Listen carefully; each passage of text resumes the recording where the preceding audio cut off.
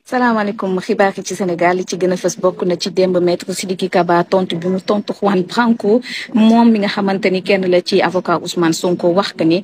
kon état bu Sénégal ak autorité yi gën a mag bokk na ci ay force défense am sécurité yi dañ leen kalaame ca kanamu CPI di cour bu féetee ca biti réew. attekaay bu mag boobu nag kii di maître Sidiki Kaba nee na jamono ji kuy wax amoo capacité amoo tamit lii di qualité yóbbu fa.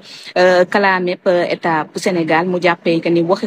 Juan Branco yi nekk lu di ay waxu kasaw fanfaronnade loolu la ko rek daal di tuddee jàpp ni du lu ñu xamante ni war nañ cee mën a sëgg ba di ci yàq kon aw temps bu bari démb ci jano bi nga xamante ni gouvernement bi def na ko ak taskatu xibaar yi kii di ministre de la justice ak de l'intérieur ñoom tam daal dinañ justifier li waral Ousmane Sonko ñu tëjuguñu ko ba nagani si waaye tamit ñu sécuriser buntu këram. bu ñu sukkandikoo nag ci ministre de la justice nee na lu jëm nag ci li nga xamante ni moo di décision de justice ba tey kon noppeegul ndax ma nga ca rédaction loolu moom moo waral ba nëgën si jëleeguñu Ousmane Sonko te du nguur bu Sénégal nag moom mooy wax kon justice na gaaw wala bu mu gaaw ndax ñoom moom seen cëggal guy concernant nag li nga xamante ni moo di restriction yi ñuy teg ci kaw Ousmane Sonko maanaam mënta dem mënta dikk li ci kon ministre de l'intérieur expliqué moom moo di dafa woote ne dañu dem kon ak ji palais de la république ba noppi nag di woote ndaje yoo xamante ni du ci daal di yëglu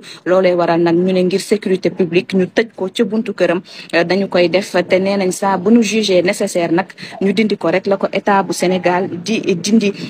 sociopolitique bi ki nga xamante ni ak contexte bu ñu nekk tax na ñu bëri di yaakaar ndax duñu dàq élection présidentielle yi ki nga xamante ni moo ci indi tontu moo di porte parole bu gouvernement bi Abdou Karim Fofana nee na loolu buñ ca xalaat dara kon février 2024 bañ ca àppoon ba nëgëni si changé wuñ ca dara kon ba tey nañu jàpp ne élection yi 2024 daañu ko amal mu daal di kon daal di jaaree fa tam wax ni soble si manqué bi ñuy jooy am na ci Sénégal waaye nag producteur la koy ñoo ko yokk te bu ñu woyee lii dinañ ubbiwaat marché bi soble bi duggee ci bitim réew kon dugg ci biir réew mi ñu daal di jeexale ak enquête bi nga xamante ni waxoon nañu daañ ko ubbi ci ñu jàpp seen loxo ci fond force Covid 19 yi